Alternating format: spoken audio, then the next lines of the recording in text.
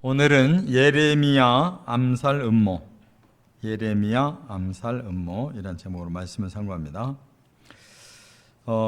계속 말씀은 이제 남아있는 유다 나라에 대해서 경고를 하시고 그들의 죄를 지적하시면서 이제 회개하라는 것을 계속 강조하고 있습니다. 그런데 이제 한 가지 심각한 사건이 일어나요. 여기 11장에서.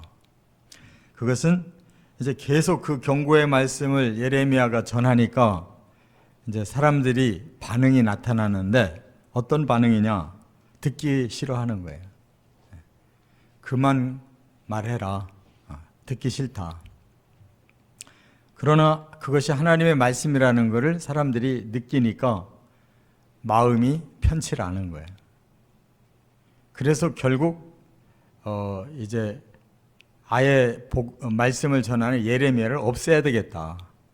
그래야 자기들이 마음 편하게 살지 예레미야가 있으면 도저히 괴로워서 못 살겠다. 이런 생각한 거예요. 그 주동을 누가 했느냐? 아나돗 사람이라고 그랬는데 아나돗은 바로 예레미야의 고향이에요. 그래서 예레미야가 그 사실을 알고 더 큰 충격을 받는 겁니다. 왕실에서 암살단이 내려온다면 그건 이해가 돼요. 왕의 권력을 이제 예레미야가 자꾸 방해하는 것 같이 느끼니까 그럴 수 있지만 같은 동네 사람, 친척이 살고 있는 동네 사람들이 예레미야를 죽이려고 음모를 꾸몄다. 너무 충격적인 거죠. 그래서 예수님도 바로 그와 같이 사역을 하셨어요. 예수님이 공생애를 시작하셨는데 바로 제일 먼저 배척을 당한 곳이 나사렛이라고 하는 고향이에요. 그래서 사복음서도 연대표로 읽어보면 이제 그 순서가 나오거든요. 그러니까 예수님이 초반부터 예루살렘에서 자신이 이제 메시아로 오셨다는 걸 성전 정화로 표현하고 바로 갈릴리로 가셔가지고 그 나사렛의 고향을 찾아갔더니 첫 번째 배척을 해요. 막 죽이려고 했다는 거예요. 그러니까 하나님의 진리는 악한 사람들에게는 견딜 수가 없는 거예요. 자기들이 죽든지 상대를 죽이든지 둘 중에 하나밖에 안 되는 거예요. 이 사람들은 자기들은 악을 계속 범하면서 세상을 추구해야 되겠고 그거를 계속 이렇게 엄중 경고하는 선지자가 없어야 되겠다 해서 죽이려고 했다 그 말이에요. 그래서 예레미야가 이제 하나님 앞에 심판을 의뢰합니다.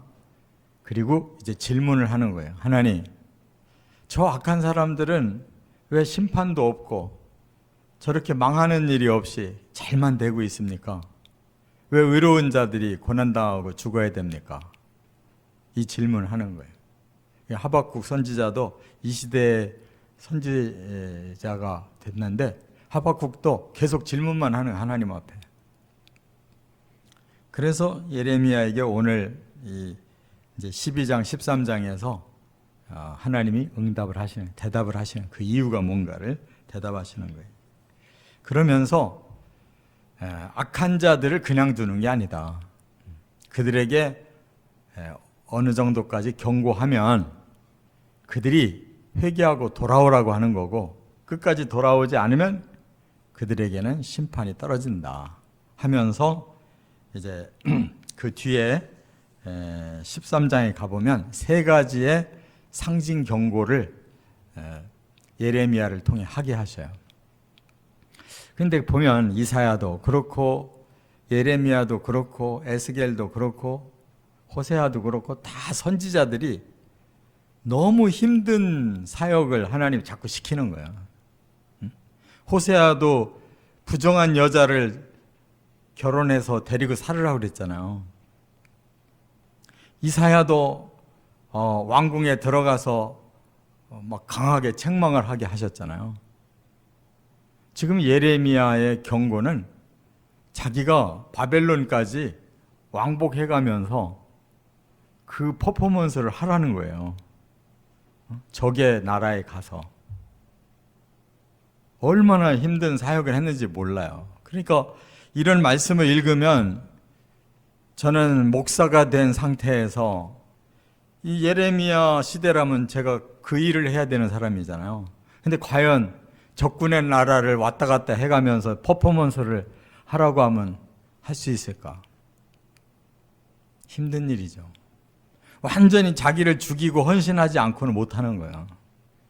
그래서 예레미야가 전한 이 말씀이 하나님의 말씀이면서도 예레미야에게 너무 존경심이 들어가는 거예요. 어떻게 그렇게 자기 삶을 하나님께 완전히 바치면서 하나님 일 하고 그리고 박해만 받고 이렇게 살해 음모만 당했을까? 말씀을 좀 더 들어가서 입체적으로 알면 이거 그냥 못 읽어요.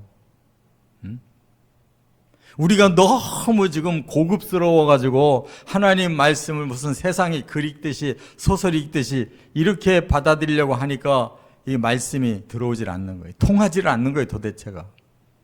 생사를 걸고 전하는 말씀인데 이걸 우리는 평안한 가운데 읽으니까 그 말씀이 모르는 거예요. 뭔지를 모르는 거예요. 더구나 옛날 고어로 써놔가지고 더 말씀이 막혀 있는 거예요. 그래서 설교라는 게 뭐냐?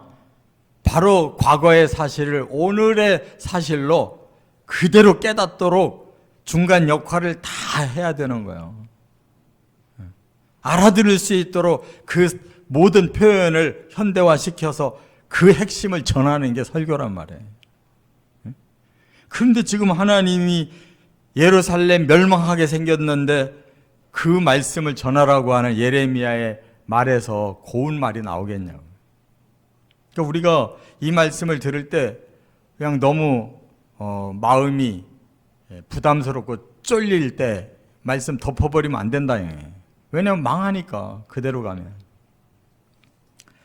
그래서 세 가지 말씀을 상고합니다. 첫째, 오늘 읽은 11장 18절부터 23절에는 예레미야의 충격 토로와 심판 탄원을 볼 수가 있어요.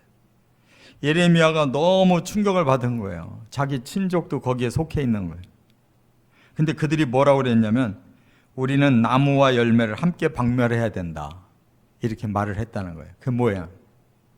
예레미야가 나무라면 예레미야 자손들은 열매다. 씨를 말려야 된다는 거예요.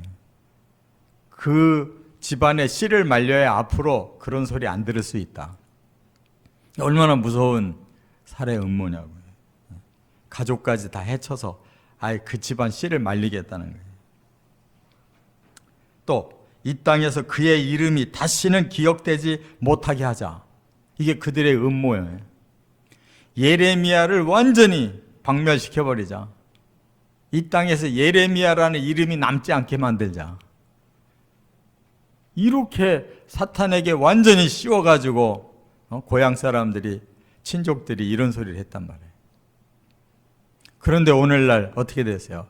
그 아나도 사람들은 아무 이름이 없어도 예레미야는 지금도 이름이 왕성하잖아요. 악한 자의 음모가 성공할 수가 없는 거예요. 그래서 예레미야는 자기 자신이 끌려가서 도살당하는 순한 양과 같습니다 라고 고백하는 거예요. 지금 예수님과 같은 심정이에요.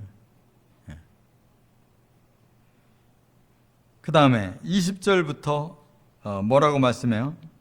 하나님께서 심판해 주십시오. 우리 같으면은 누가 막 그냥 저를 욕하고 막 음해를 하고 뭐 하루아침에 그냥 완전히 사람을 매장시키는 그런 짓을 누가 저질렀다 그러면 어떻게 하겠어요? 당장 쫓아가야지. 억울하니까.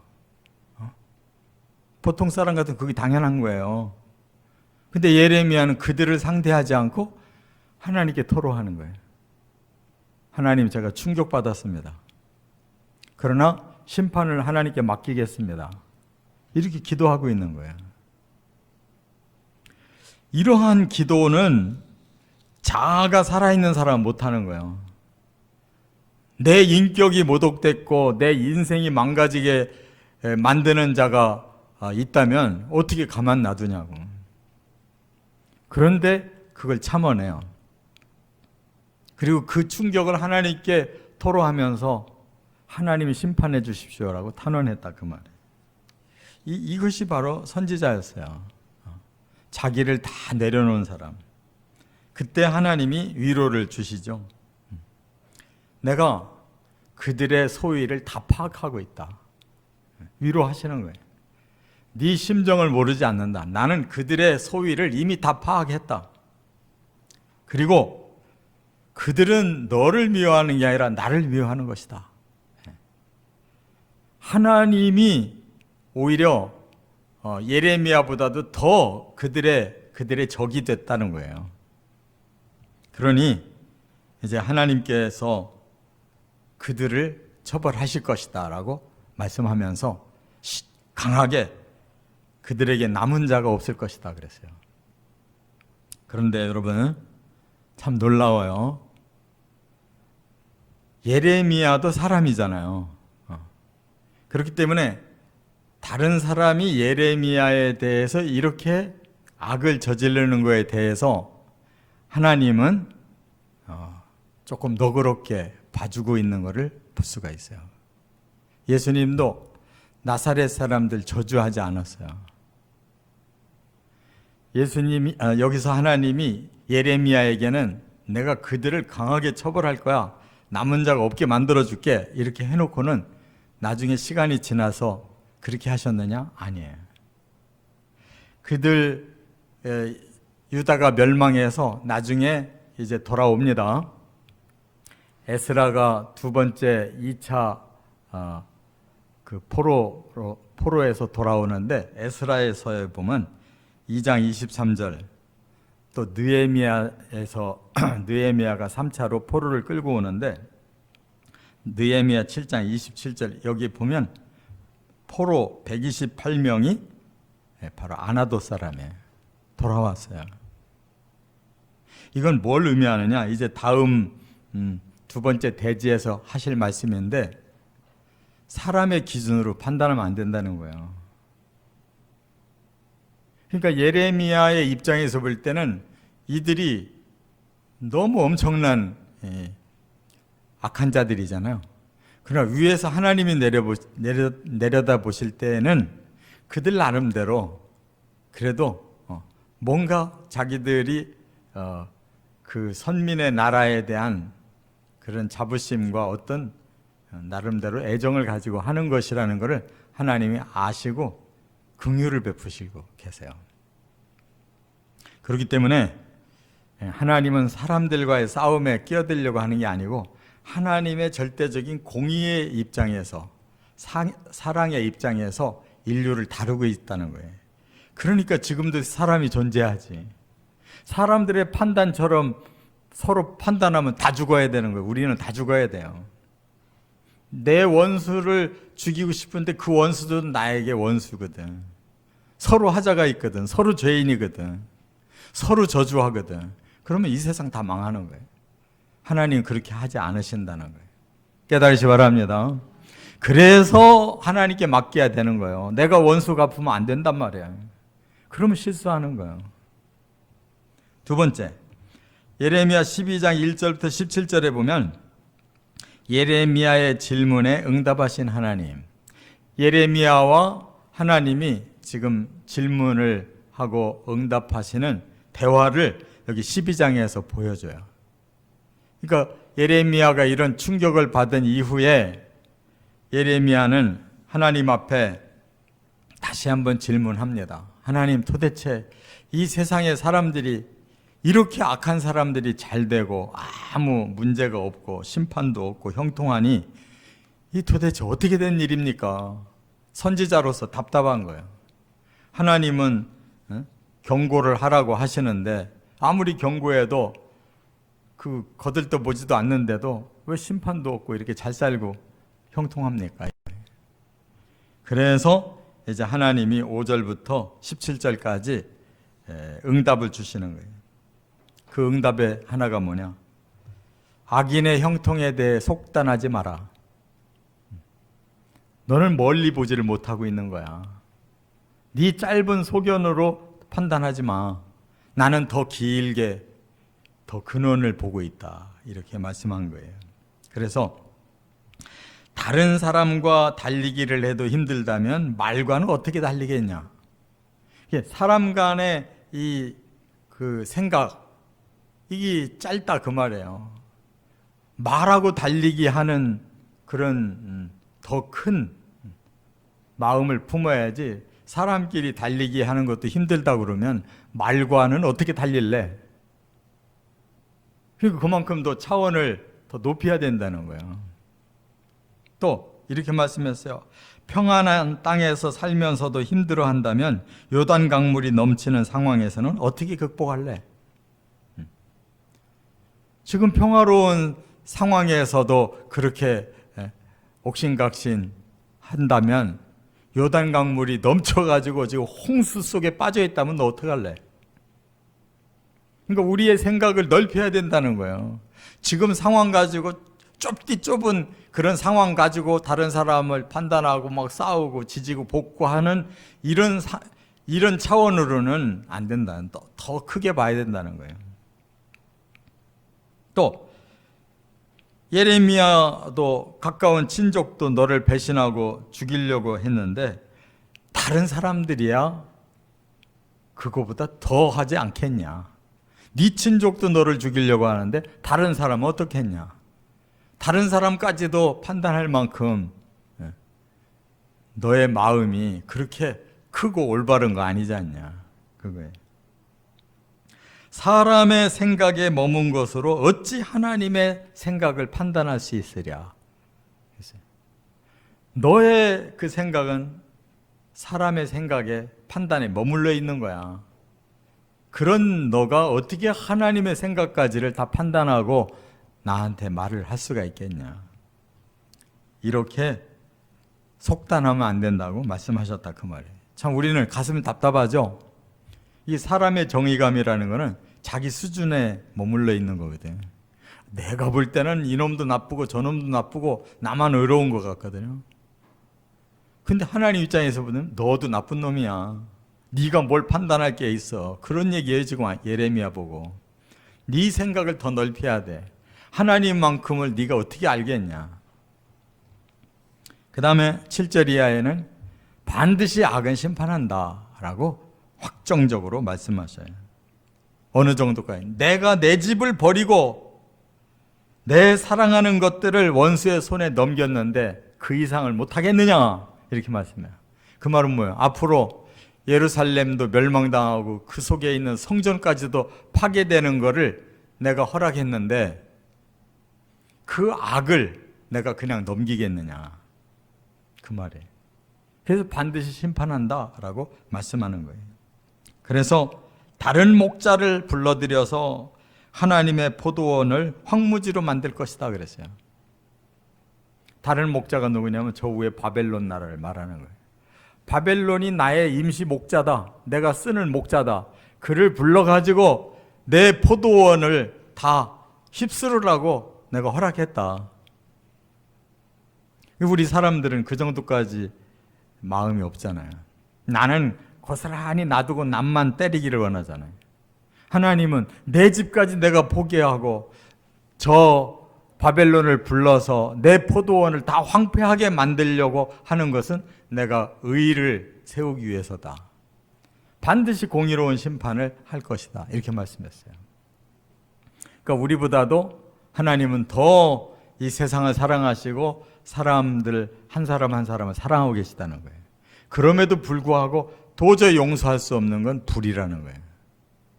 끝까지 경고를 안 들으면 그 불의의 심판은 반드시 하신다. 그리고 14절부터 17절까지 뭘 말씀했느냐? 나는 반드시 의로운 나라를 세울 것이다. 이렇게 말씀했어요. 그래서 하나님은 선민을 침략한 더 악한 그 이웃 나라를 반드시 뽑아낼 것이고 선민은 정화시켜서 구원하겠다고 하셨고 여호와의 도를 모든 사람들에게 배우게 해서 그들이 하나님 앞에 돌아온다면 이방 나라까지도 다 받아들이겠다. 이렇게 지금 말씀하는 거예요. 이 하나님의 마음을 우리가 다 이해를 못하는 거예요. 지금 이스라엘 사람들이 이 하나님 마음을 이해를 못해요. 자기들의 구원으로만 지금 한정되어 있어요. 근데 하나님은 이스라엘을 2000년 동안 흩어버리는 그 아픔을 겪으시면서 오히려 복음이 이방인에게로 넘어가게 해서 이 마지막에는 선민도 이방인도 회개하고 복음으로 돌아오기만 하면 다 구원해서 그들 전체를 하나님 나라 백성으로 삼겠다는 거예요. 이걸 그 시대에 이미 말씀한 거예요. 성경은 예레미야 시대에 복음을 말씀했어요. 복음의 완성이 바로 선민이든 이방인이든 예수의 복음 앞으로 다 나와 회개하기만 하면 다 구원해서 하나님 나라 백성 삼겠다라고 여기 벌써 말씀하고 있는 거예요. 그런 하나님의 그 스케일, 그 하나님의 큰 사랑, 그리고 반드시 공의는 지켜야 되는 그 하나님의 원칙이 이렇게 도도하게 역사 속에 흐르고 있는 거예요. 근데 우리는 그거를 모르고 내 정의를 가지고 남을 얼마나 판단하고 죽이려고 하냐고. 그러면 벌써 이 세상은 끝장났을 거야. 사람들의 정의감으로 한다면. 그러나 하나님의 정의와 사랑은 훨씬 더 커서 여기까지 인류를 지탱해서 경고를 하면서 끌고 오신 거예요. 할렐루야. 그래서 저나 여러분은 여기 지금 존재하고 있는 거예요. 우리가 뭐 의로워서 절대 그렇지 않아요. 끝으로 세 번째, 예레미야 13장으로 넘어가면 1절부터 17절까지가 뭐냐? 하나님이 주신 세 가지 상징 경고가 있어요. 이게 뭐냐? 반드시 선민을 내가 세 가지로 멸망시킬 거다. 경고를 세 가지 상징어로 가르쳐 주셨는데 그 하나가 뭐냐? 1절부터 11절까지 뱃띠를 가지고 경고하셨어요. 뱃띠라는 건 뭐냐면 이 허리띠를 말하는 거거든요. 이 본래 그냥 일반인의 뱃띠를 말하는 게 아니라 제사장이 매는 허리띠예요. 이 허리띠를 메고 성전 안에 들어가서 일을 하는 거예요. 이 말은 뭐냐? 선민 이스라엘은 바로 영적인 제사장들로 하나님 세운 거다 이 말이에요. 이방인들과 하나님 사이에 중보를 하라고 세웠는데 그 사명을 잃어버렸어요. 그러면 그 사명을 잃어버린 선민을 어떻게 할 것이냐? 뱃띠처럼 되게 하겠다 이렇게 말씀한 거거든요. 그 뱃띠가 어떻게 됐느냐? 예레미야 보고 너는 이 뱃띠를 가지고 저 바벨론에 가서 유브라데 강가에다가 이 뱃띠를 묻어놔라. 묻어놓으래요. 그리고 얼마 후에 다시 거기를 가서 그 묻었던 뱃띠를 찾아내라 그랬어요. 그래서 아니 그런 걸 뭐하러 시키냐고. 우리 상식 같으면 지금 예루살렘에서 선교하고 있는 예레미야를 저 바벨론 유브라데 강까지 가서 뱃띠를 하나 땅속에다 숨기고 오라는 거예요. 그래놓고 또 다시 얼마 후에 다시 올라가서 찾아보래요. 예레미야는 그걸 순종했다고. 2번 왕복한 거지 그러니까. 그랬더니 뱃띠를 꺼내서 보니까 썩어 있는 거예요. 하나님이 그때 이 사인이 뭔가를 말씀했어요. 이처럼 교만하고 완악하고 다른 신 섬기고 하나님의 명예와 이름과 명예와 영광을 버린 이 선민을 내가 이렇게 썩게 하겠다. 바벨론에 의해 내가 이들을 사명을 잃어버린 이들을 내가 썩게 하겠다. 망하게 하겠다. 그 메시지 하나를 하려고 이렇게 예레미야를 바벨론을 2번 왕복하게 만드셨다니까요. 뱃띠 하나를 가지고. 우리 같은 거 하겠냐고. 하나님 제가 도대체 무슨 그릇입니까? 물건입니까? 어떻게 내가 그 먼 나라를 2번이나 왕복하면서 겨우 이거 하나를 메시지를 줍니까? 그럴 거 아니에요. 근데 예레미야는 순종했어요. 12절부터 14절까지는 가죽 부대를 많이 준비하게 해가지고 거기다가 포도주를 가득 채우려는 거예요. 가죽 부대를 네가 준비할 수 있는 대로 다 준비해가지고 거기다 포도주를 잔뜩 채우래요. 그래서 또 예레미야가 그렇게 했죠. 그런데 그 얘기는 뭐냐? 앞으로 왕들과 제사장들과 선지자들과 또 예루살렘 백성들과 유다 모든 주민으로 가득 취하게 하라. 그 얘기였어요. 그러니까 포도주를 그냥 왕으로부터 모든 백성이 다 취하게 하라는 퍼포먼스를 하게 한 거예요. 그렇게 해놓고 앞으로는 너희들이 그 악에 취해가지고 부자지간에도 싸우고 악유다툼을 하고 가정이 파괴되고 그렇게 술 취한 자들의 주정뱅이를 그들을 보라는 거예요. 주정뱅이가 되는 그들을 보라. 그 말에 이 말씀은 뭐예요? 지금 현재 왕부터 백성들이 다 그 짓 하고 있다는 거예요. 악에 전부 취해가지고 이렇게 자기 집안에서 부자지간에 싸우고 집안이 파탄된 이러한 상황이라는 거예요. 그걸 예레미야에게 직접 그렇게 포도주를 준비해가지고 그런 퍼포먼스를 하게 하셨다니까. 그 다음에 15절부터 17절에는 황혼이 진 산을 가게 했었어요. 산은 대낮에 보면 얼마나 푸르고 아름답습니까? 그런데 황혼이 져서 깜깜해요. 그 산으로 들어가라는 거예요. 그러면 그 산에 들어가면 얼마나 무서워요. 어디에 낭떠러지가 있는지, 어떤 짐승이 갑자기 튀어나와서 물어 죽일지 모르잖아요. 그 두려운 깜깜한 산에를 들어가라는 거야. 그게 퍼포먼스야. 바로 이 유다는 황혼이 진 산과 같다는 거야. 그래서 언제 낭떠러지로 떨어질지, 언제 이 무서운 짐승에게 잡아먹힐지 모르는 이 어두운 산과 같은 존재들이 됐다. 앞으로 이 경고까지도 깨닫지 못한다면 여기는 이 어두움으로 완전히 멸망당한다는 거예요. 이렇게 예레미야가 하나님의 메시지를 순종했습니다. 머리로 순종한 게 아니라 행동으로 다 순종했다고. 이런 분이 천국에 계시는데 감히 우리 같은 놈들이 어떻게 천국에 같이 가서 형제 자매화하고 어떻게 같이 살 수가 있겠어요? 생각할수록 우리는 천국 백성 되기에는 정말 글렀구나. 복음으로 우리의 죄를 씻어주시지 않는다면 우리는 예레미야 만나기도 부끄럽구나. 이게 바로 하나님의 사랑이라는 거예요. 그러니 예수 믿는 일이 그렇게 호락호락 세상을 넘나들면서 사는 것이 가능하겠냐고. 우리는 이 복음 안에서 이처럼 이 세상의 악 속에서 우리의 악도 봐야 되고 하나님의 더 깊은 사랑과 공의를 보고 궁극적으로 하나님이 세우실 그 구원과 그 나라를 보고 가는 거예요. 용서하면서. 할렐루야.